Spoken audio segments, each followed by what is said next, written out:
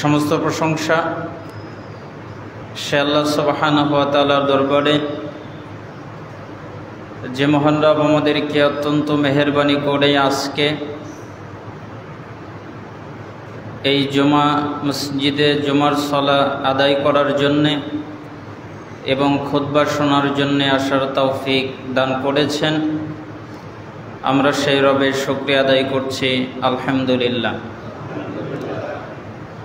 দুরূদ আর সালাম পেশ করছি আমাদের সেই প্রিয় রাসূলের প্রতি, যিনি মন গড়াভাবে কিছু বলতেন না। আল্লাহ তাআলা তাকে যা জানাতেন তিনি তাই বলতেন। যার আনুগত্য করা, ইত্তেবা করা, যাকে মেনে নেওয়া আমাদের জন্য জরুরি, অবশ্যই পালনীয় কর্তব্য, সেই প্রিয় রাসূলের প্রতি দুরূদ এবং সালাম পেশ করছি সাল্লাল্লাহু আলাইহি ওয়াসাল্লাম। অতঃপর সমস্ত আম্বিয়াগণের প্রতি এবং আমাদের প্রিয় নবী মুহাম্মদ সাল্লাল্লাহু আলাইহি ওয়াসাল্লামের পরিবার পরিজন, সাহাবায়ে কেরাম, তাবেঈ, তাবেঈগণ এবং আমাদের আগে যারা ঈমানদার পুরুষ এবং নারী দুনিয়া থেকে বিদায় নিয়েছেন, চলে গেছেন, আমরা দোয়া করি আল্লাহ সুবহানাহু ওয়া তাআলা তাদের প্রত্যেকের উপরে শান্তি বর্ষণ করুন। এবং আমাদের দেশে যারা দুর্যোগের শিকার হয়েছেন, আল্লাহ সুবহানাহু ওয়া তাআলা তাদেরকে রক্ষা করুন, হেফাজত করুন। আজকে সংক্ষিপ্তভাবে জুমার খুতবায় আলোচ্য বিষয় হচ্ছে আপনাদেরকে লক্ষ্য করে কিছু নসিহাত, অর্থাৎ যেগুলা আমাদেরকে জান্নাতে নিয়ে যাওয়ার জন্যে সহকারী হিসাবে কাজ করবে। আমরা সেই নসিহাত কিছু করার চেষ্টা করব কোরআন এবং সুন্নাহর আলোকে। আল্লাহ সুবহানাহু ওয়া তাআলা যেন আমাদেরকে বুঝে আমল করার, মানার তৌফিক দান করেন। আজ থেকে কয়েক বছর আগে আপনাদের এই মসজিদে আমি খুতবা দিয়েছিলাম। তখন আমার খুতবার বিষয় ছিল তাফসিরের নীতিমালা, কিভাবে তাফসির করতে হয়। আপনাদের মনে আছে কিনা তা আমার জানা নেই, আমার মনে আছে। তো আজকে আমরা নসিহত কেন রাখলাম, কারণ পবিত্র কোরআনের যতগুলো আয়াত, প্রত্যেকটি আয়াত আল্লাহর পক্ষ থেকে এক একটি নসিহত। আপনি যদি হাদিসের সমস্ত হাদিস লক্ষ্য করে দেখেন, তাহলে সবগুলোই রাসূলুল্লাহ সাল্লাল্লাহু আলাইহি ওয়াসাল্লামের জবান দিয়ে বের হওয়া এক একটা নসিহত। আপনি যদি সমস্ত ইতিহাসের পাতা পড়েন অথবা কোনো কাহিনী পড়েন, সেখান থেকেও আপনি কিছু জানবেন, কিছু আমল করবেন, কিছু ছেড়ে দিবেন, সেটাও কোনো না কোনো নসিহত ওসিয়ত। এই জন্য এই বিষয়ে আমরা খুতবা দেওয়ার নিয়ত করেছি। আল্লাহ সুবহানাহু ওয়া তাআলা যেন সহজ করেন। আপনাদেরকে আমি প্রথম ওসিয়ত করছি, এই ওসিয়তটা আমরা সম্পূর্ণভাবে ব্যাখ্যা করছি না, শুধুমাত্র বলে দিয়ে যাচ্ছি। এক নম্বর হচ্ছে আপনারা শিরক থেকে বাঁচবেন। কেন এই কথাটি বললাম? কারণ পৃথিবীতে যত পাপ আছে, যত অন্যায় আছে, যত অপরাধ আছে, সমস্ত পাপ করার পরে সে যদি দুনিয়া থেকে মারা যায়, মৃত্যুবরণ করে, তাহলে আল্লাহ তাআলা ইচ্ছা করলে তাকে মাফ করে দিতে পারেন, ক্ষমা করে দিতে পারেন। কিন্তু শিরক এমন একটি পাপ, এই পাপ করা অবস্থায় কেউ যদি মারা যায়, তাহলে আল্লাহ তাআলা বলেছেন আমি তাকে ক্ষমা করব না, মাফ করব না। মৃত্যুর আগে সে যদি তওবা করে মারা যায় তাহলে কথা ভিন্ন, কিন্তু তওবা ছাড়া যদি মারা যায় তাহলে আল্লাহ তাআলা তাকে মাফ করবেন না। অর্থাৎ শিরিক করা অবস্থায় কেউ যদি মারা যায়, তাকে জাহান্নাম থেকে বের করার দ্বিতীয় আর কোনো পদ্ধতি নাই যার মাধ্যমে তাকে জাহান্নাম থেকে বের করা যায়। এই জন্য শিরিক থেকে বাঁচবেন। শুধুমাত্র শিরিক তাবিজ ঝুলালে হয় এমনটা নয়, শুধুমাত্র মূর্তির সামনে নীরবতা পালন করে শিরিক হয় এমনটি নয়, শুধুমাত্র বাবার কাছে কিছু চাইলে, মাজারে গিয়ে কিছু চাইলে, মূর্তির কাছে গিয়ে চাইলে শিরিক হয় এমনটি নয়, এগুলো শিরক। তবে আরও অনেক শিরিক আছে, যেমন ভালোবাসায় শিরক, আনুগত্যে শিরক, মহাব্বতে শিরক, রিয়ার শিরক। এখন তো রিয়ার শিরক খুব ব্যাপক আকারে ধারণ করেছে। কেন? একটা মানুষ একটা টুপলা দান করবে, একটা মানুষ কিছু টাকা দান করবে, একটা মানুষ কিছু জিনিস দান করবে, তার জন্য মানুষকে দেখানো লাগবে। তো মানুষকে দেখিয়ে একজন যদি সলা আদায় করে, রাসূল সাল্লাল্লাহু আলাইহি সাল্লামকে জিজ্ঞেস করা হলো, একটা লোক সলাত আদায় করছে আর মনে করছে যে আরেকটি লোক দেখুক তার সলাতটা যেন ভালো হয়। রাসূল সাল্লাল্লাহু আলাইহি সাল্লাম বললেন, এটা শিরক, তার সলাত বাতিল। সলাত আদায় করছে আর একজন দেখবে, এটা নিয়তে আসলে সলাত বাতিল। আর মানুষ ইবাদত করছে, দান খয়রাত করছে, মানুষকে দেখিয়ে পোস্ট করে কত কিছু করছে, কত কিছু চলছে, এটাও শিরক। এই জন্য এই শিরক থেকেও আমাদেরকে বাঁচাটা জরুরি। যত প্রকার শিরক আছে, তাহলে আপনাদের 1 নম্বর নসিহত হলো শিরক থেকে বাঁচবেন। কেন? আল্লাযীনা আমানু ওয়া লাম ইয়ালবিসু ঈমানাহুম বিযুলমিন উলাইকা লাহুমুল আমনু ওয়া হুম মুহতাদুন।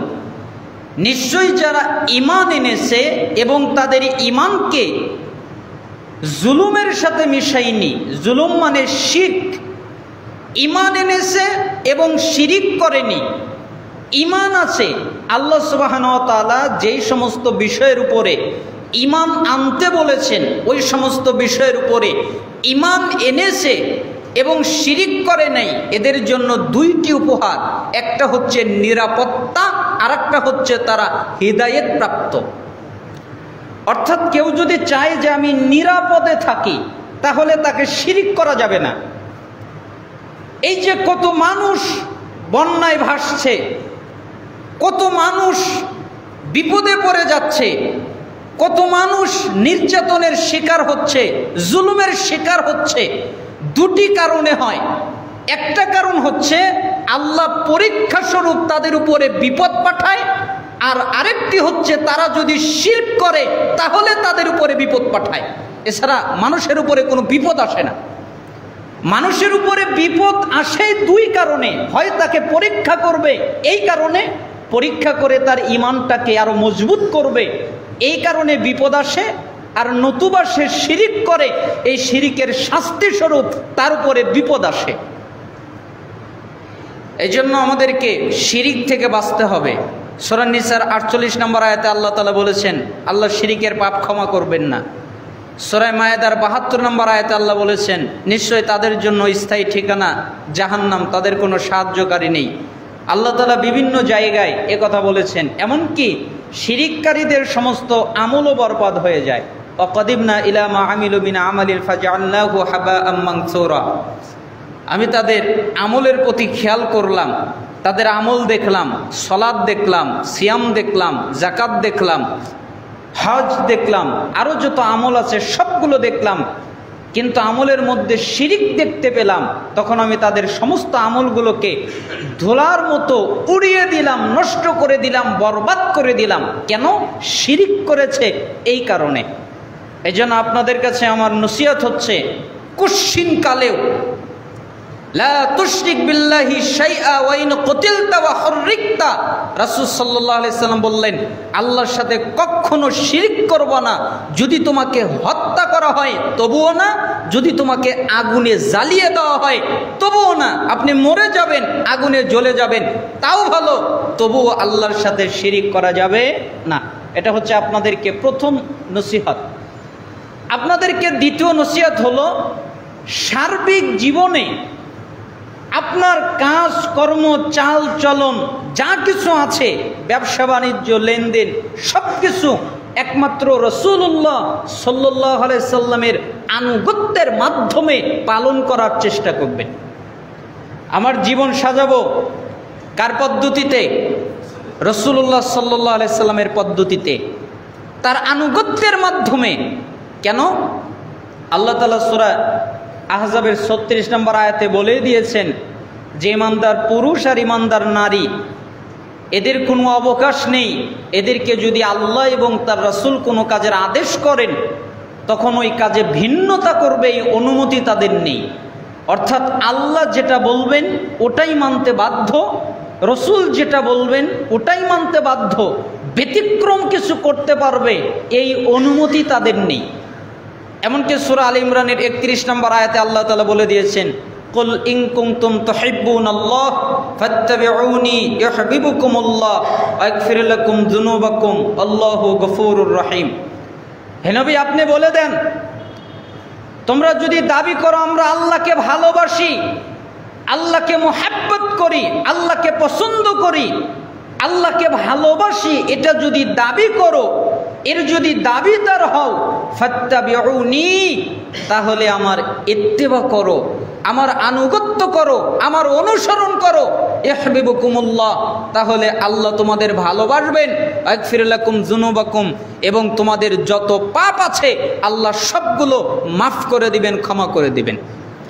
তার মানে আপনি যদি রাসূলের আনুগত্য করেন, রাসূলের আনুগত্যের মাধ্যমে আল্লাহর ভালোবাসা পাওয়া সম্ভব। আপনি যদি চান আল্লাহ আমাকে ভালোবাসুক, তাহলে রাসূলের আনুগত্য করেন।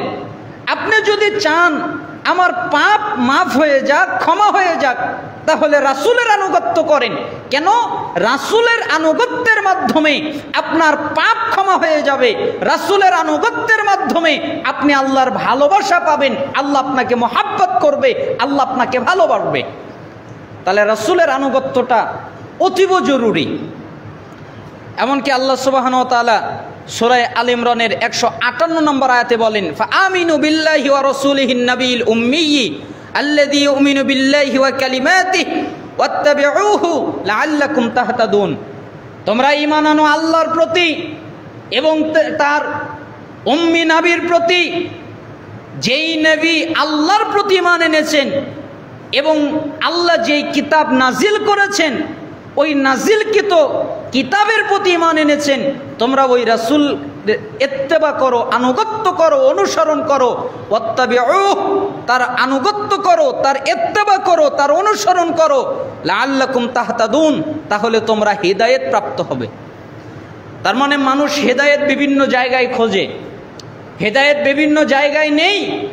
হিদায়াত রয়েছে শিরিক থেকে বাঁচার মাধ্যমে, হিদায়াত রয়েছে রাসূলের আনুগত্যের মাধ্যমে।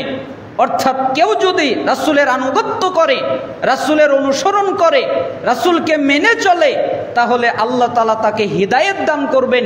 একথা আল্লাহ তাআলা নিজেই বলেছেন। রাসূলের আনুগত্য করলে কি হবে? সফলতা লাভ করবে।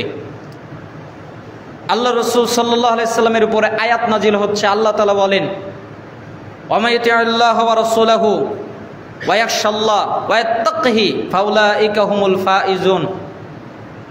তোমরা আল্লাহকে মানো এবং তার রাসূলকে মানো।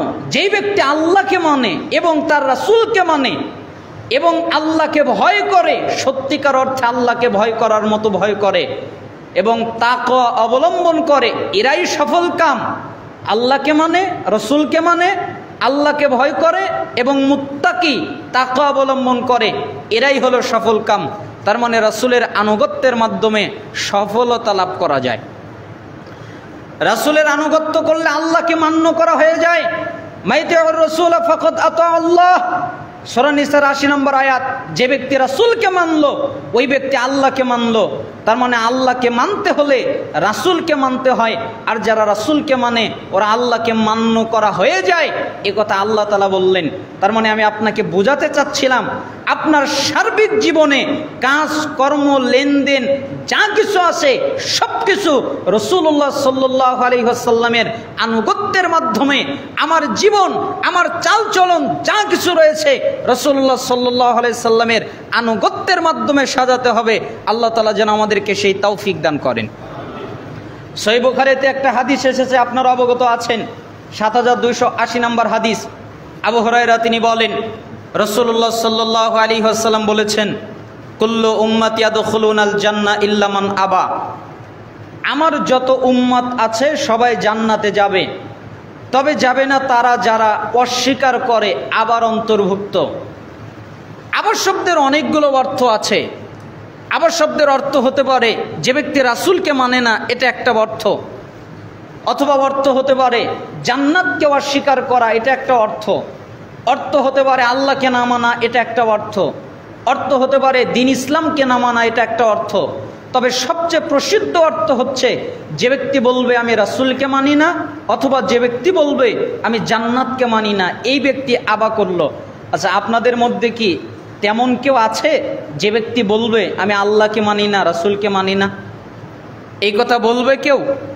এই জন্য একজন সালাফ চমৎকার একটা বাক্য বলেছেন, আমি মাঝে মধ্যে এই বাক্যটা নিয়ে গভীরভাবে চিন্তা গবেষণা করি। এত চমৎকার বাক্য তার জবান দিয়ে আল্লাহ তাআলা বের করেছেন। তিনি বলেন, মানুষ কথার মাধ্যমে দাবিদার যে তারা রাসূলকে মানে, মৌখিক স্বীকৃতির মাধ্যমে দাবিদার তারা রাসূলকে মানে।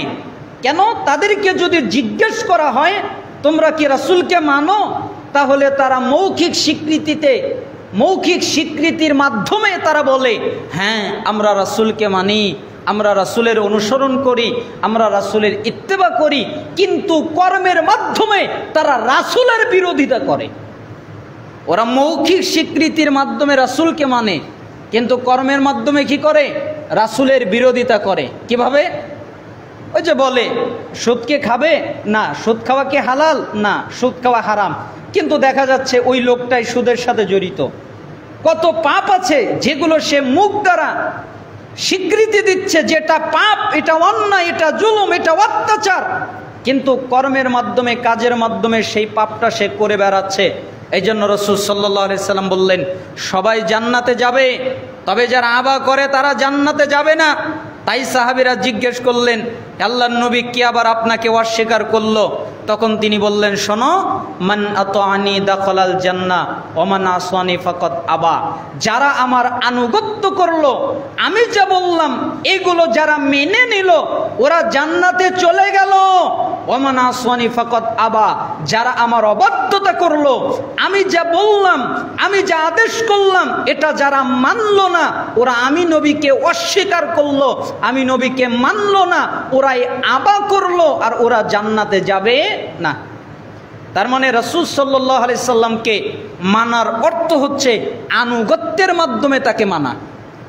মৌখিক স্বীকৃতিতে শুধু নয়, মুখ দ্বারা তো স্বীকৃতি দিতেই হবে, কিন্তু পাশাপাশি আনুগত্যের মাধ্যমে, অনুসরণের মাধ্যমে রাসূলুল্লাহ সাল্লাল্লাহু আলাইহি সাল্লামকে মানতে হবে।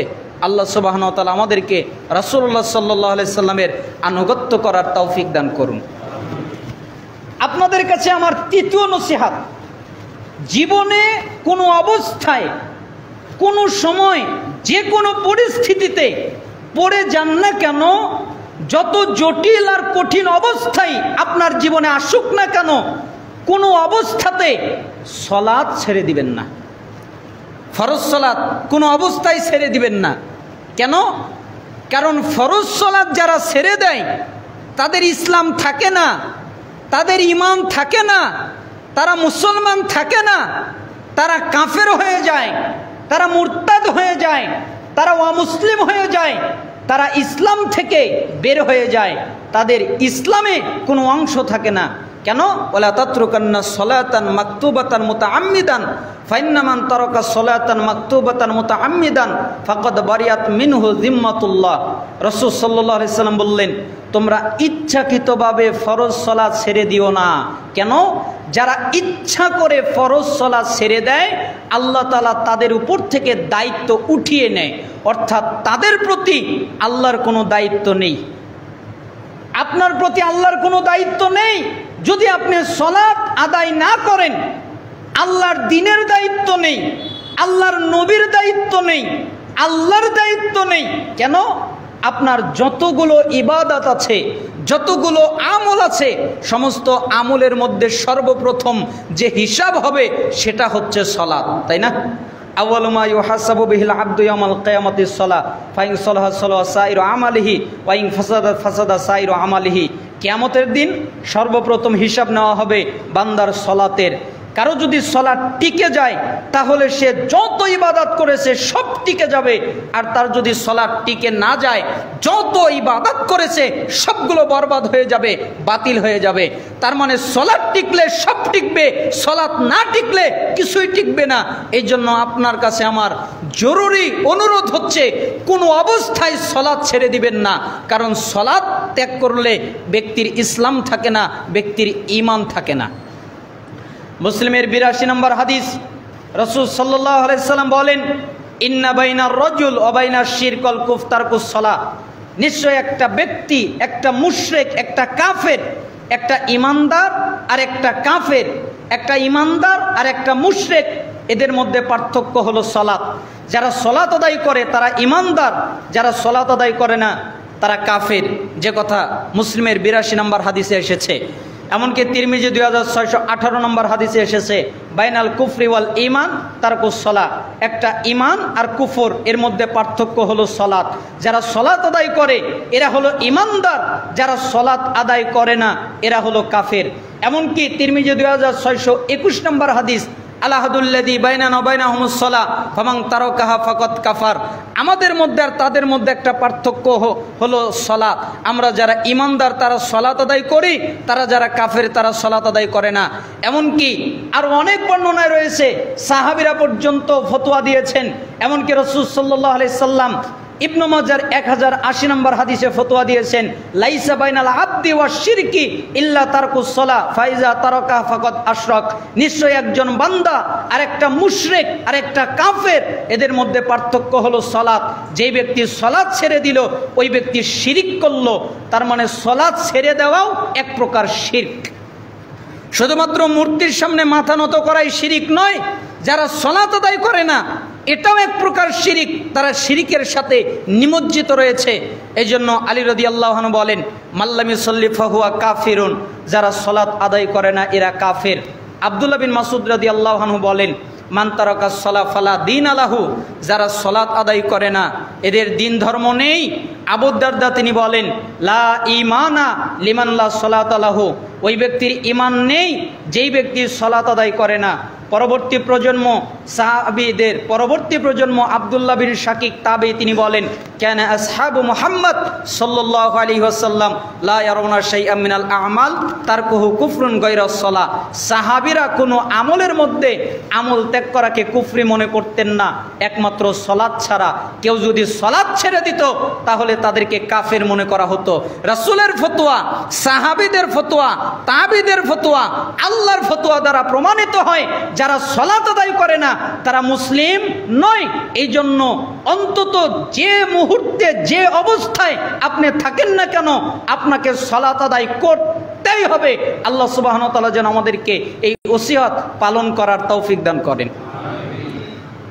তাহলে তিনটা কথা বললাম, ১ শিরিক করবেন না, ২ অবশ্যই রাসূলের আনুগত্য করবেন, আর ৩ অবশ্যই সালাত আদায় করবেন। এবার আমরা কিছু হাদিস অনুবাদ করব নসিহতের আলোকে। আল্লাহ সুবহানাহু ওয়া তাআলা আমাদেরকে বোঝার তৌফিক দান করুন। একটা হাদিস যেটা হাদিসের জগতে একটা আজীব হাদিস। আমরা যখন এই হাদিসের ব্যাখ্যাটা পড়তাম তখন মুহাদ্দিসিনে কেরাম বলতেন যে এটা হচ্ছে জিবরাইলের নসিহত। সারা জীবন আমরা হাদিসের মধ্যে বিভিন্ন নসিহত পেয়েছি, বিভিন্ন উপদেশ পেয়েছি, কিন্তু এটা হচ্ছে জিবরাইলের নসিহাত। কেন?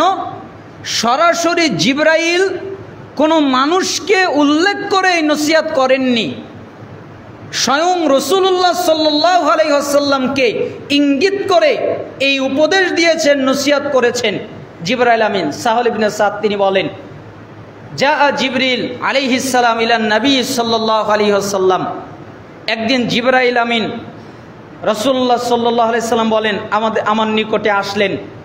এরপরে তিনি বললেন, ফাকালা, অতঃপর বললেন, ইয়া মুহাম্মদ, হে মুহাম্মদ, আমি আপনাকে কিছু ওসিয়াত করব, আমি আপনাকে কিছু নসিহাত করব, আপনি তা পালন করবেন, আপনি তা অনুযায়ী চলবেন, তা আপনাকে পালন করার কথা বলবো, আপনাকে কিছু নসিহাত করব।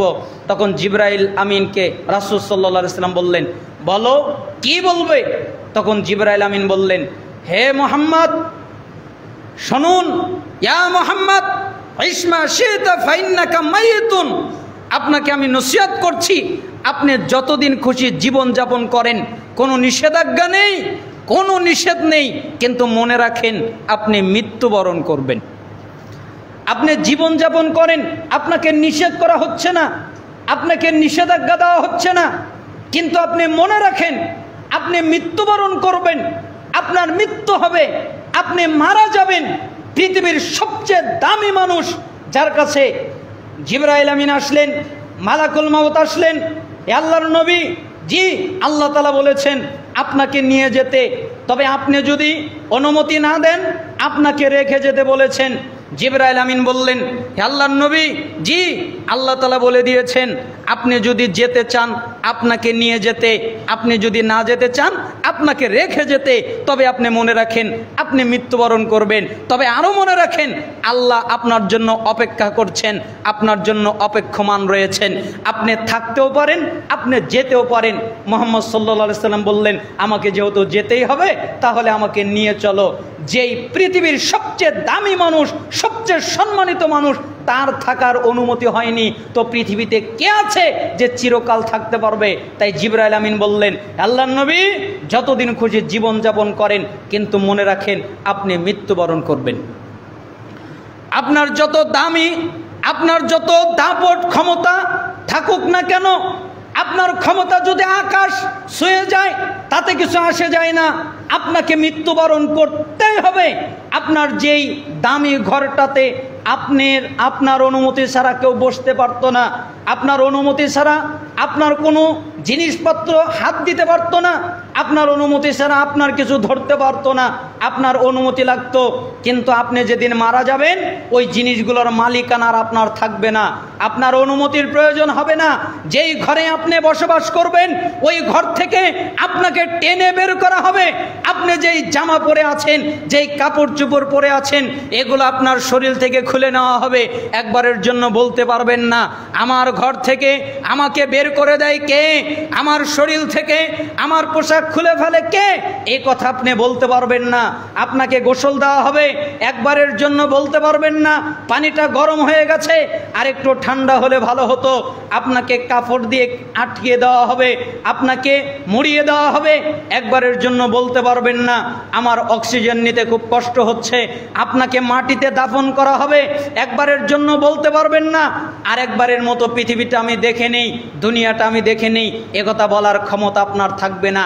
এটা হলো মৃত্যু, যার কাছে প্রত্যেকটা মানুষই অসহায়, সেটা হলো মৃত্যু। এই জন্য জিবরাইল আমিন নবীকে বললেন, আল্লাহর নবী শোনেন, আপনি যতদিন খুশি জীবন যাপন করেন, তবে আপনি মৃত্যুবরণ করবেন, আপনি নবী মারা যাবেন, আপনি নবীর মৃত্যু হবে। এই জন্য আল্লাহ তাআলা বলেছেন, ইন্নাকা মাইয়িতু ওয়া ইন্নাহুম মাইয়িতুন, হে নবী আপনিও মারা যাবেন এবং তারাও মারা যাবে। তো নবী যদি মারা যায় পৃথিবীর আর কে আছে যে বেঁচে থাকবে? তাই রাসূল সাল্লাল্লাহু আলাইহি সাল্লাম বলেছেন, আকসিরু যিকরা হাজিমিল লাজ্জাত, তোমরা ওই বস্তুটার কথা বেশি বেশি করে স্মরণ করো যেটা স্বাদ নষ্ট করে দেয়, আনন্দ নষ্ট করে দেয়।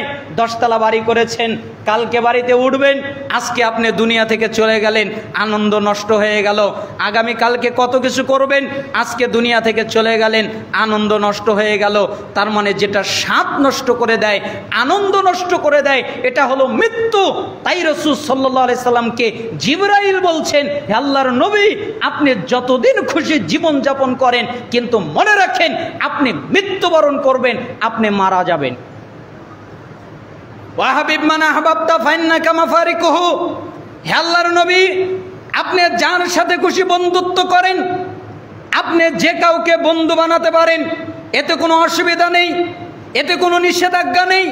যে কেউ বন্ধু হতে পারে, যে কাউকে বানাতে পারেন। বন্ধু হতে পারে কোনো ব্যক্তি, বন্ধু হতে পারে কোনো নারী, বন্ধু হতে পারে সম্পত্তি, বন্ধু হতে পারে অর্থ সম্পদ, যা কিছু আছে এগুলো বন্ধু হতে পারে। তবে জিবরাইল আমিন বললেন, আপনি যার সাথে খুশি বন্ধুত্ব করেন, কোনো নিষেধাজ্ঞা নেই, কিন্তু মনে রাখেন আপনি আপনার বন্ধুকে রেখে চলে যাবেন, আর আপনার বন্ধু আপনাকে রেখে চলে যাবে। না আপনারা কি মনে করেন, রেখে যাবেন না নিয়ে যাবেন? বন্ধু কি নিয়ে যাওয়া যাবে? না সব কিছু কী করতে হবে? রেখে যেতে হবে।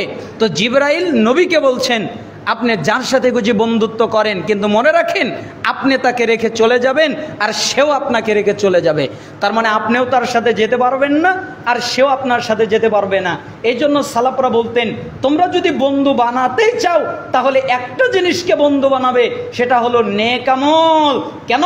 সব যদি তোমাকে ত্যাগ করে, নেক আমল তোমাকে ত্যাগ করবে না। নেক আমল তোমার বন্ধু হিসেবে তোমার সাথেই থাকবে, কখনো তোমাকে ত্যাগ করবে না। তাই যদি বন্ধু বানানোর প্রয়োজনই হয়, নেক আমলকে বন্ধু বানায়ও না। আপনারা কি মনে করেন নেক আমলকে বন্ধু বানালে ত্যাগ করবে? ওটা আমার সাথেই যাবে। জিবরাইল আমিন এরপরে বললেন, ইয়া মুহাম্মদ, হে মুহাম্মদ, শোনেন, এক, যতদিন খুশি জীবনযাপন করেন আপনি মারা যাবেন। দুই, যার সাথে খুশি বন্ধুত্ব করেন আপনি তাকে রেখে চলে যাবেন। তিন, ওয়ামাল মা শিতা ফাইন্নাকা মাজজিউম বিহি, যার সাথে খুশি যেই কাজ মনে চায় ওটাই করেন, আপনার যেই কাজ করতে মনে চায় ওটাই করেন। আমরা তো আর মোহাম্মদ সাল্লাল্লাহু আলাইহি সাল্লামের সাথে খারাপ শব্দ লাগাতে পারি না, তাই আমাদের দিকে নিয়ে এসে আমরা বলতে পারি, আব্দুল্লাহ, ইচ্ছা করলে চুরি করো, ইচ্ছা করলে ডাকাতি করো, ইচ্ছা করলে জিনা করো, ইচ্ছা করলে পাপ করো, ইচ্ছা করলে সুদ খাও, ইচ্ছা করলে ঘুষ খাও, ইচ্ছা করলে আরো যত পাপ আছে এগুলো সব করো, কিন্তু মনে রাখো তোমাকে একদিন তোমার রবের সামনে দাঁড়াতে হবে। তোমার যা মনে চায় তাই করো। তাই জিবরাইল আমিন বললেন, হে আল্লাহর নবী, আপনার যা মনে চায় আপনি তা করেন, তবে মনে রাখেন আপনাকে আপনার রবের সামনে দাঁড়াতে হবে। আপনি রবের সামনে একদিন দাঁড়াবেন। মাঝে মধ্যে আমাদের মনে হয়ে যায়, মানুষজন যখন আল্লাহর সামনে দাঁড়াবে তখন কিভাবে জবাব দিবে, যেটা মিশকাতের 5197 নম্বর হাদিস দ্বারা প্রমাণিত। ইবনে মাসউদ রাদিয়াল্লাহু আনহু তিনি বলেন, রাসূল সাল্লাল্লাহু আলাইহি সাল্লাম বলেছেন, লা তাজলু কদম ইবনি আদম ইয়াউমাল কিয়ামা হাত্তা ইউসালা আন 50। কিয়ামতের দিন আদম সন্তান যতক্ষণ পর্যন্ত 5টা প্রশ্নের উত্তর না দিবে ততক্ষণ পর্যন্ত নড়তে পারবে না। তার মানে একটা আদম সন্তান নড়াচড়া করবে, হাত নড়াবে, পা নড়াবে, দেহ নড়াবে, শরীরের কোনো অঙ্গ প্রত্যঙ্গ নড়াবে, এটা নড়ানোর জন্যে অনুমতি লাগবে। 5টা প্রশ্নের জবাব দিয়ে অনুমতি নিতে হবে। যতক্ষণ পর্যন্ত 5টা প্রশ্নের জবাব না দিতে পারবে, আন উমরিহি ফিমা আফনাহু ওয়া আন শাবাবিহি ফিমা আবলাহু ওয়া আন মালিহি মিন আইনা ইকতাসাবাহু ওয়া ফিমা আনফাকাহু ওয়া মা জামিলা ফিমা আলিমা। রাসূলুল্লাহ সাল্লাল্লাহু আলাইহি সাল্লাম বলেন, তাকে জিজ্ঞেস করা হবে, আমি যে তোমাকে বয়স দিয়েছিলাম 70 বছর, 40 বছর, এই 40 বছর তুমি কোথায় কাজে লাগিয়েছো আমাকে বোঝাও। আমি তোমাকে 70 বছর দিয়েছিলাম, এটা কার জন্য ব্যয় করেছো আমাকে বোঝাও। এই 70 বছরের মধ্যে আমি তোমাকে যৌবনকাল দিয়েছিলাম 18 বছর থেকে নিয়ে 40 বছর পর্যন্ত। এই যৌবনকাল আমার জন্য ব্যয় করেছো নাকি কার জন্য ব্যয় করেছো এটা বোঝাও। তুমি যে টাকা পয়সা অর্জন করেছিলে, কিভাবে উপার্জন করেছিলে এটা আমাকে বোঝাও। টাকা পয়সা উপার্জন করার পরে কোথায় ব্যয় করেছিলে, কিভাবে ব্যয় করেছিলে এটা আমাকে বোঝাও। অতঃপর আমি তোমাকে জ্ঞান দিয়েছিলাম, তুমি জানতে সুদ খাওয়া হারাম, তুমি জানতে ঘুষ খাওয়া হারাম, তুমি জানতে জিনা করা হারাম, তুমি জানতে ব্যভিচার করা হারাম, তুমি জানতে মিথ্যা বলা হারাম, তুমি জানতে গীবত করা হারাম, তুমি কি এগুলো থেকে বিরত থেকেছিলে, অর্থাৎ জ্ঞান অনুযায়ী আমল করেছিলে কিনা, এই 5টা প্রশ্নের উত্তর যতক্ষণ পর্যন্ত একটা আদম সন্তান দিতে না পারবে ততক্ষণ পর্যন্ত নড়তে পারবে না। নড়ার অনুমতির জন্য 5টা প্রশ্নের উত্তর লাগবে। বলেন তো ভয়াবহ অবস্থা কেমন হবে? 5টা প্রশ্নের উত্তর না দেওয়া পর্যন্ত নড়তে পারবে না। এই জন্য জিবরাইল আমিন আল্লাহর নবীকে 3টা কথা বললেন। 1, যতদিন খুশি জীবনযাপন করেন, কিন্তু মনে রাখেন আপনি মারা যাবেন। তাহলে এখান থেকে আমাদের শিক্ষা হচ্ছে, আমরা যতদিন বাঁচি না কেন আমাদেরকে মনে রাখতে হবে যে আমরা মৃত্যুবরণ করব, তাই না? আমরা যতদিন বাঁচি, এটা এই কথায় আমাদের কিছু আসে যায় না, কিন্তু আমাদের মনে রাখতে হবে যে আমরা মৃত্যুবরণ করব, আমাদের মৃত্যু হবে। 2, যার সাথে বন্ধুত্ব করি না কেন আমাদেরকে মনে রাখতে হবে এই বন্ধুকে রেখে চলে যেতে হবে।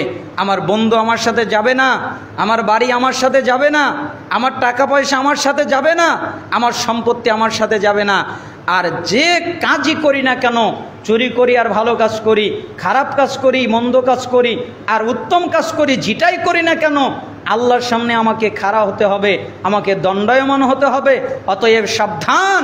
আর 5টা প্রশ্নের উত্তর না দেওয়া পর্যন্ত নড়ার অনুমতি পাবে না। অতএব সাবধান। আল্লাহ সুবহানাহু ওয়া তাআলা আমাদেরকে উত্তম কাজগুলো করার তৌফিক দান করুন। জিবরাইল আমিন বলেন, ইয়া মুহাম্মদ, হে মুহাম্মদ, এখনো উপদেশ শেষ হয়নি। শারফুল মুমিন কিয়ামুল লাইল ওয়াইজুহু ইস্তিগনাউ আনিন নাস। আপনি কি জানেন মুমিনের সম্মান কি? মুমিনের সম্মান হলো রাতের সালাত আদায় করার মধ্যে। যারা রাতের সালাত আদায় করে তাদের সম্মান আছে, যারা রাতের সালাত আদায় করে না তাদের কোনো সম্মান নেই, তারা সম্মান থেকে দূরে। আপনি কি জানেন মুমিনের ইজ্জত কি? মুমিনের ইজ্জত হলো মানুষের কাছে না চাওয়ার মধ্যে। যারা মানুষের কাছে চায় তাদের ইজ্জত নেই, যারা মানুষের কাছে চায় তাদের ইজ্জত নেই। ইজ্জত কাদের? যারা আল্লাহর কাছে চায় তাদের ইজ্জত রয়েছে। তার মানে মানুষের কাছে যারা চায় না তাদের ইজ্জত রয়েছে, এবং যারা রাতের সালাত আদায় করে তাদের সম্মান রয়েছে, এবং যারা আল্লাহর কাছে চায় তাদের ইজ্জত রয়েছে, যারা মানুষের কাছে চায় না। এখান থেকে আমরা 5টা উপদেশ শিখতে পারলাম। 1 নম্বর, আমরা মৃত্যুর কথা শিখতে পারলাম যে যতদিন খুশি জীবনযাপন করি না কেন আমরা মৃত্যুবরণ করব। 2 নম্বর, আমরা শিখতে পারলাম যার সাথে খুশি বন্ধুত্ব করি না কেন আমরা তাকে রেখে চলে যাব, অতএব সাবধান। 3 নম্বর, আমরা শিখতে পারলাম যে কোনো কাজ করি না কেন আল্লাহর সামনে আমাদেরকে খাড়া হতে হবে, দণ্ডায়মান হতে হবে, অতএব সাবধান। 4 নম্বর শিখতে পারলাম যে আমাদের সম্মান রাত্রে সালাত আদায় করার মধ্যে, তাহাজ্জুদের মধ্যে। 5 নম্বর শিখতে পারলাম আমাদের মর্যাদা মানুষের কাছে না চাওয়ার মধ্যে, আল্লাহর কাছে চাওয়ার মধ্যে। আল্লাহ সুবহানাহু ওয়া তাআলা আমাদেরকে এই নসিহত পালন করার তৌফিক দান করুন।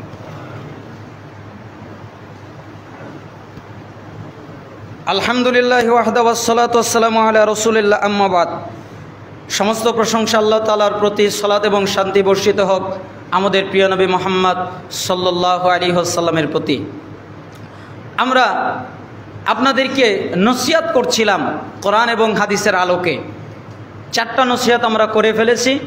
5 নম্বর নসিহত হলো, আপনি আপনাকে, আমি আমাকে ভালো করে মনে রাখবেন।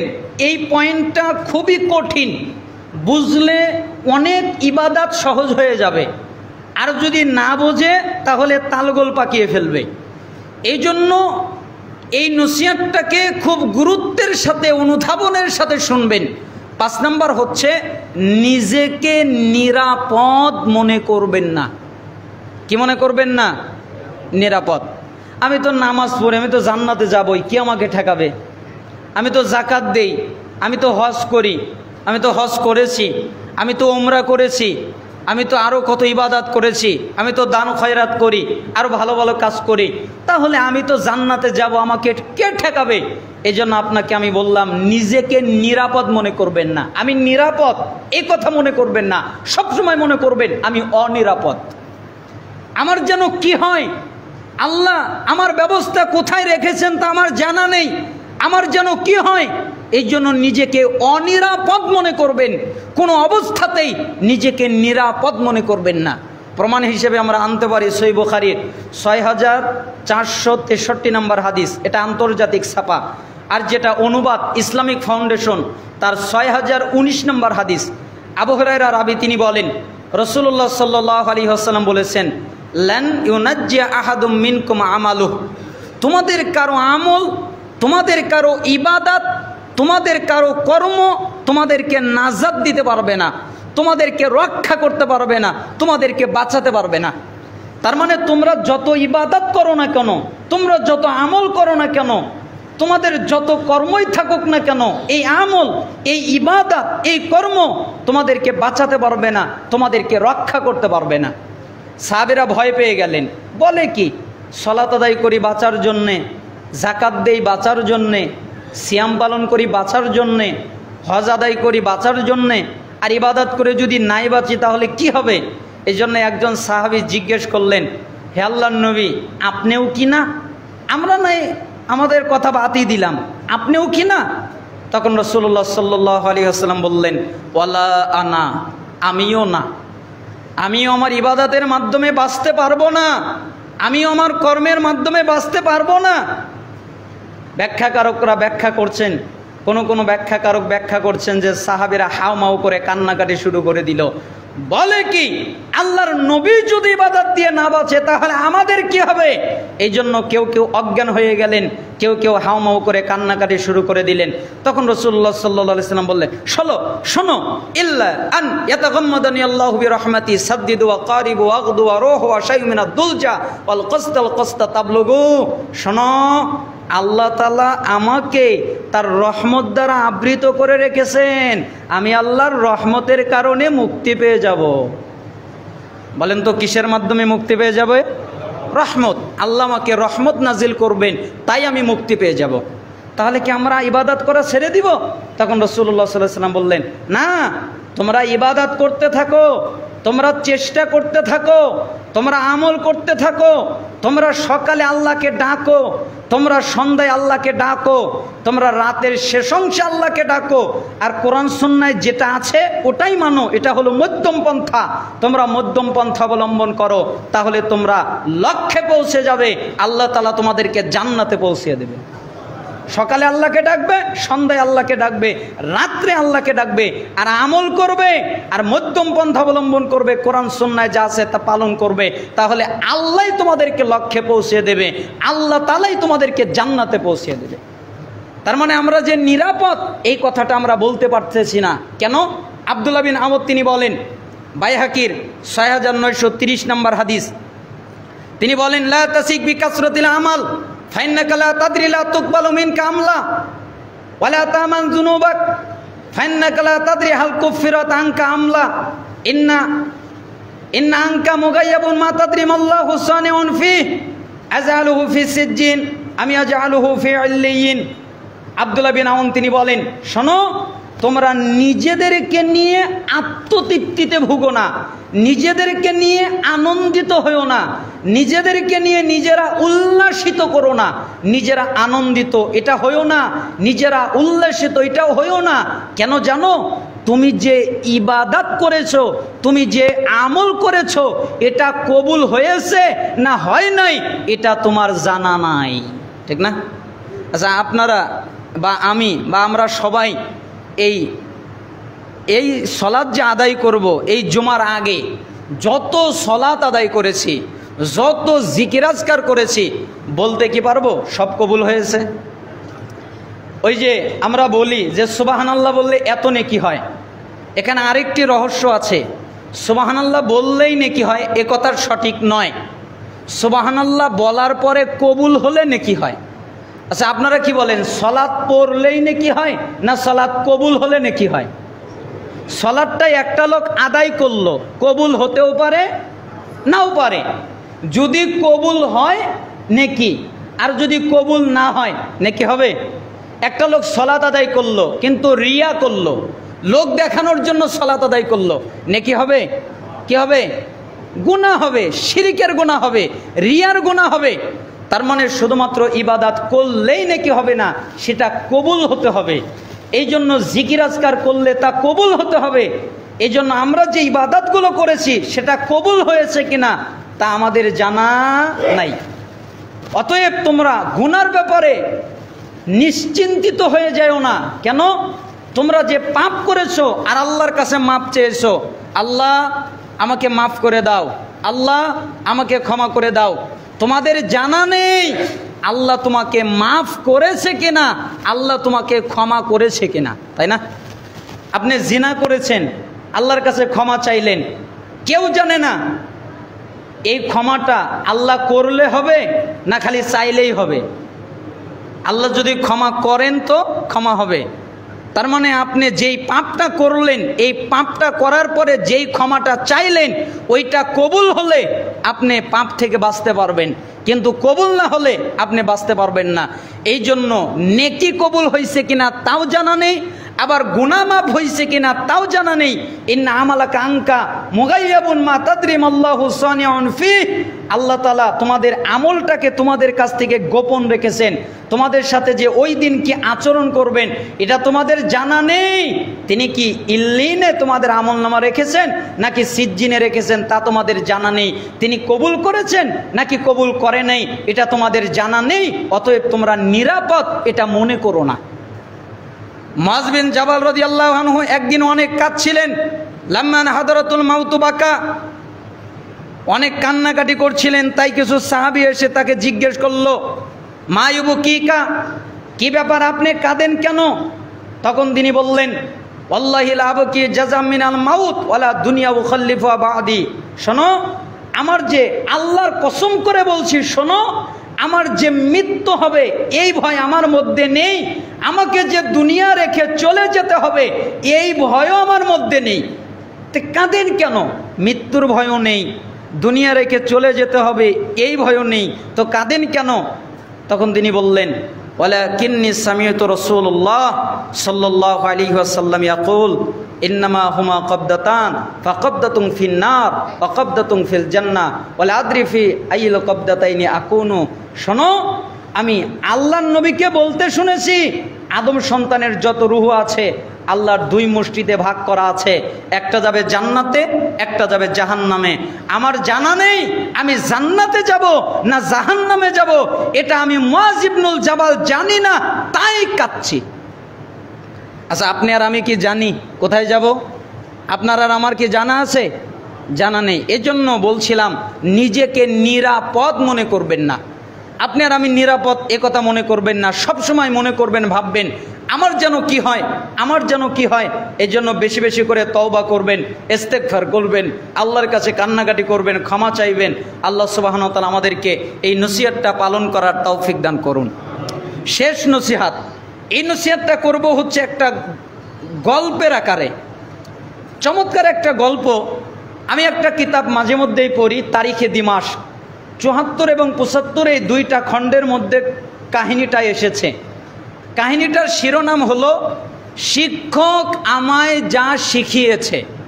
তার মানে আমি শিক্ষকের কাছ থেকে যা শিখতে পেরেছি, শিক্ষক আমায় যা শিখিয়েছে।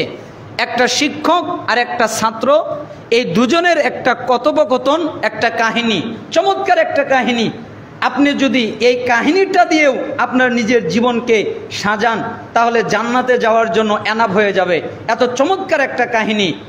তো শিক্ষক ছাত্রকে একদিন প্রশ্ন করলেন নাম ধরে, অমুক, জি, আচ্ছা তুমি কি বলতে পারো?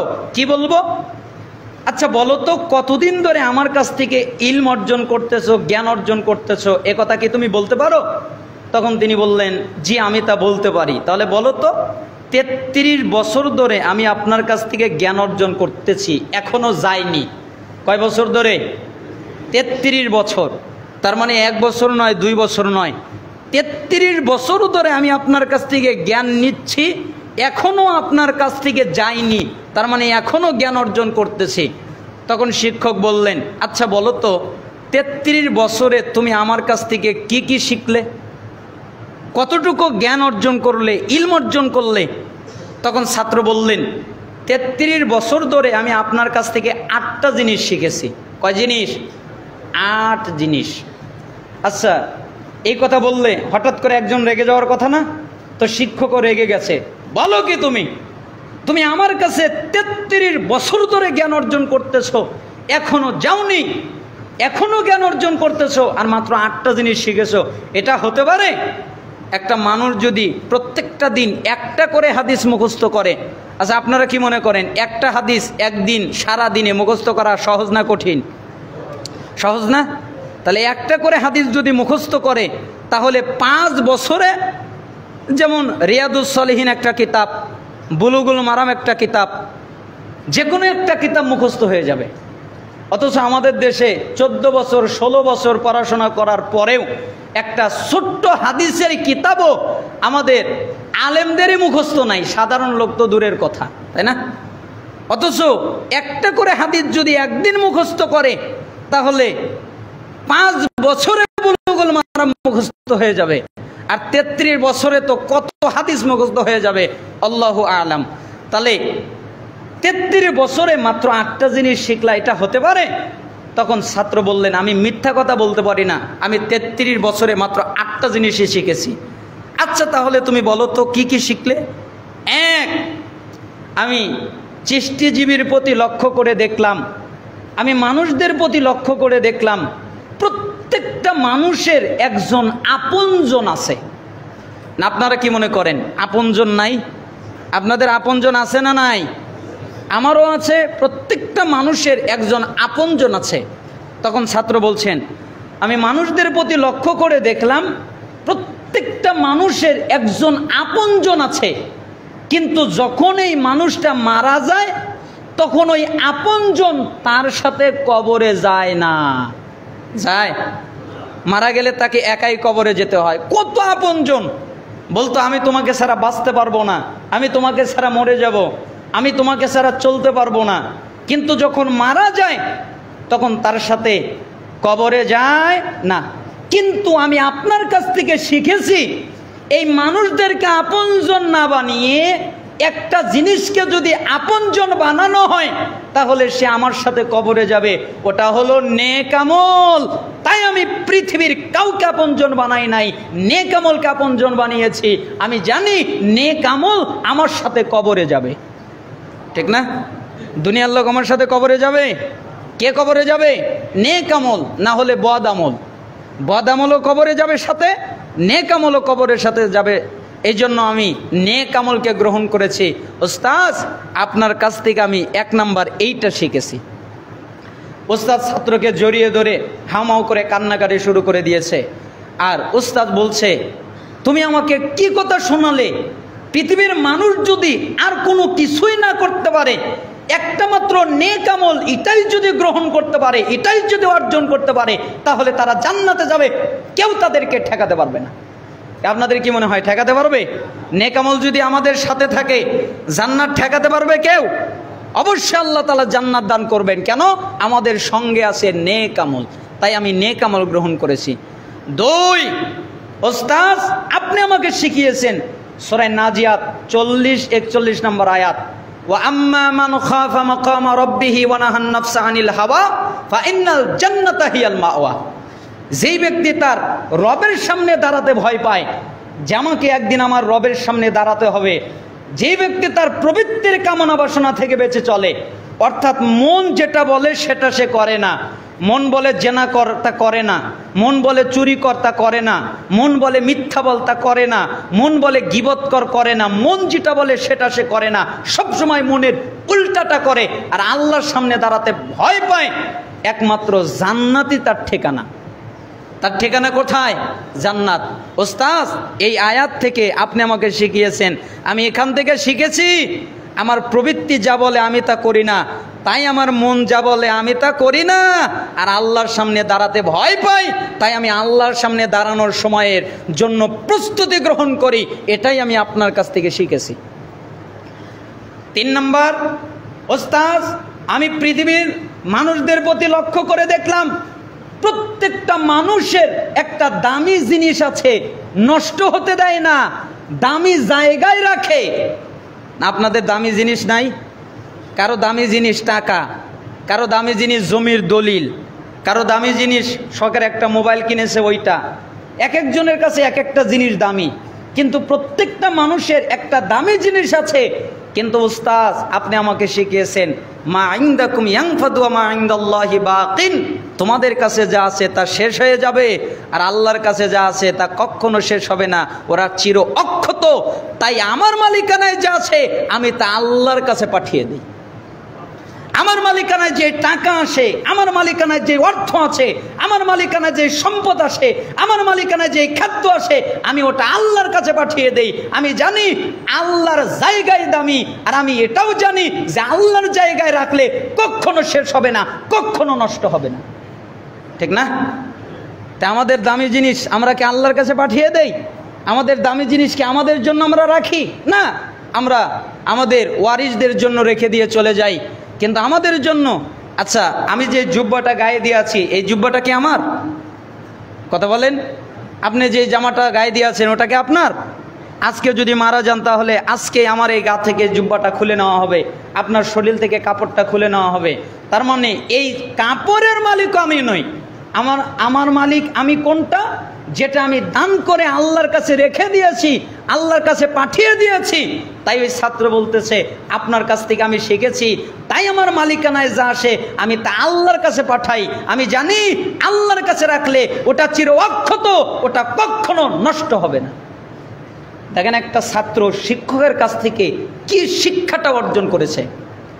4, ওস্তাজ আমি আপনার কাছ থেকে শিখেছি এই পৃথিবীর মানুষ নিজেকে সম্মানিত মনে করে, প্রত্যেকেই মনে করে আমি সম্মানিত, ও মনে করে আমি সম্মানিত, রাজা মনে করে আমি সম্মানিত, বাদশা মনে করে আমি সম্মানিত, সরকার মনে করে আমি সম্মানিত, প্রত্যেকটা জায়গায় প্রত্যেকটা মানুষ মনে করে আমি সম্মানিত।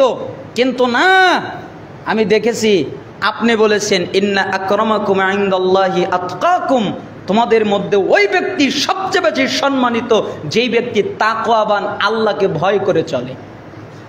তার মানে যার মধ্যে তাকওয়া নাই সে সম্মানিত নয়, যার মধ্যে তাকওয়া আছে সেই হচ্ছে সম্মানিত। এই জন্য আমি তাকওয়া অর্জন করার চেষ্টা করি। আমি জানি তাকওয়া থাকলে আমি সম্মানিত হতে পারবো, আর তাকওয়া না থাকলে আমি সম্মানিত হতে পারবো না। সময়ের স্বল্পতায় আমরা সামনে ব্যাখ্যার দিকে যাচ্ছি না। 5 নম্বর, আমি সৃষ্টিজীবীর প্রতি লক্ষ্য করে দেখলাম এরা একজন আরেকজনকে অভিশাপ দেয়, একজন আরেকজনকে গালমন্দ করে, একজন আরেকজনের গীবাত পর্যন্ত করে ফেলে। কিন্তু আমি দেখলাম মানুষদের প্রতি খেয়াল করে দেখলাম। তাই এখান থেকে আমার শিক্ষা হচ্ছে আল্লাহ তাআলা যে বলেছেন আপনি শিখিয়েছেন যার যার রিজিক আমি তাকে তা বন্টন করে দিয়েছি। তাই আমি কারো প্রতি অভিশাপ করি না, দোষারোপ করি না, আমি আমারটা নিয়ে খুশি, আমার যতটুকু আছে ততটুকুতেই খুশি। 6 নম্বর, আমি সৃষ্টিজীবীর প্রতি লক্ষ্য করে দেখলাম মানুষ মানুষকে হত্যা করে ফেলে, মানুষ মানুষের সাথে শত্রুতা করে, মানুষ মানুষের সাথে ঝগড়া করে, আর আমি আফসোস করি এটা কিভাবে হতে পারে। কেন? আপনি শিখিয়েছেন ইন্নাশ শাইতানা লাকুম আদুউন ফাত্তাখিযুহু আদুওয়া, নিশ্চয়ই শয়তান তোমাদের প্রকাশ্য শত্রু, অতএব যদি শত্রু বানাতে হয় তাহলে শয়তানকে শত্রু বানাও। এরা মানুষকে শত্রু বানায়, শয়তানকে বাদ দিয়ে দেয়। ঠিক না? আপনার বাপ মাকে, আমার বাপ মাকে জান্নাত থেকে বের করেছে কে? শয়তান না? আদম আলাইহিস সালামকে জান্নাত থেকে বের করেছে কে? আমাদের মা হাওয়া আলাইহিস সালামকে জান্নাত থেকে বের করেছে কে? আমাদের বাড়ি ঘর থেকে আমাদেরকে বহিষ্কার করেছে কে? শয়তান। অতএব যদি যুদ্ধ করতে হয়, অতএব যদি মারামারি করতে হয়, তাহলে শয়তানের সাথে শত্রুতা যদি করতে হয় তাহলে শয়তানের সাথে শত্রুতা করতে হবে। আল্লাহ সুবহানাহু ওয়া তাআলা আমাদেরকে মানুষের সাথে শত্রুতা ভুলে যাবার এবং শয়তানের সাথে শত্রুতা করার তৌফিক দান করুন। 7 নম্বর হচ্ছে রিজিকের ব্যাপারে, যে মানুষ হালাল হারামের তোয়াক্কা করে না, বাজ বিচার করে না, যেখান থেকে সেখান থেকে ইনকাম করলেই হলো, কিন্তু আমি হালালটা ইনকাম করার চেষ্টা করি। আর 8 নম্বর হচ্ছে প্রত্যেকটা মানুষ কোনো না কোনো জিনিসের উপরে ভরসা করে। কেউ ভরসা করে খাজা বাবার উপরে, কেউ ভরসা করে কোনো মাজারের উপরে, কেউ ভরসা করে কোনো পীরের উপরে, কেউ ভরসা করে কোনো গাছের উপরে, কেউ ভরসা করে তার সম্পত্তির উপরে, কেউ ভরসা করে তার ক্ষমতার উপরে। কিন্তু আপনি আমাকে শিখিয়েছেন, আল্লাহ তাআলা বলেছেন ওমাই ইয়াতাওয়াক্কাল আলাল্লাহ ফাহুয়া হাসবুহ, যে ব্যক্তি আল্লাহর উপরে ভরসা করে আল্লাহই তার জন্য যথেষ্ট। এই জন্য আমি কার উপরে ভরসা করি না, আল্লাহর উপরে ভরসা করি। আমি জানি আল্লাহই আমার জন্য যথেষ্ট। কে মনে থাকবে না 8টা কথা? চমৎকার একটা কাহিনী। এখানে আরও বিস্তারিত কথা বলা যেত, কিন্তু সময়ের স্বল্পতায় আমরা বিস্তারিত বলতে না পারার কারণে দুঃখিত। এখানে আমরা 8টা জিনিস শিখতে পারলাম। 1 নম্বর, যে আপনজন বানাতে হবে কাকে? নেক আমলকে। প্রত্যেকেরই আপনজন থাকে, কিন্তু আপনজন কি কবরে যায়? যায় না। এজন্য নেক আমলকে যদি আপনজন বানাই, তাহলে নেক আমল আমাদের সাথে কোথায় যাবে? কবরে যাবে। 2 নম্বর হচ্ছে, প্রবৃত্তির কথা শোনা যাবে না, মন যেটা বলে সেটা করা যাবে না। আর আল্লাহর সামনে দাঁড়াতে ভয় পেতে হবে যে আল্লাহর সামনে দাঁড়ালে আমরা কি জবাব দিব। 3 নম্বর হচ্ছে, আমাদের দামি জিনিস বা আমাদের যেটা সম্পদ সেখান থেকে কিছু আমাদের জন্য রাখতে হবে, অর্থাৎ আল্লাহর কাছে পাঠিয়ে দিতে হবে, দান করতে হবে। 4 নম্বর, অবশ্যই আমরা সম্মানিত তখন হব যখন আমরা তাকওয়াবান হব। 5 নম্বর, আমরা দোষারোপ করব না, গীবত করব না, কাউকে নিয়ে ব্যস্ত হব না, নিজেদেরকে নিয়ে নিজেরা ব্যস্ত হব। 6 নম্বর, আমরা মানুষের সাথে শত্রুতা করব না, যদি শত্রুতা করতে হয় তাহলে শয়তানের সাথে করব। 7 নম্বর, অবশ্যই আমরা হারাম পথে সম্পদ উপার্জন করব না, আমাদের খাদ্য, আমাদের সম্পদ হালাল পথে উপার্জন করার চেষ্টা করব। 8 নম্বর, আমরা সবসময় ভরসা রাখবো আল্লাহ সুবহানাহু ওয়া তাআলার উপরে। আল্লাহ সুবহানাহু ওয়া তাআলা আমাদেরকে যেই নসিহতগুলো করলাম তা আমল করার তৌফিক দান করুন।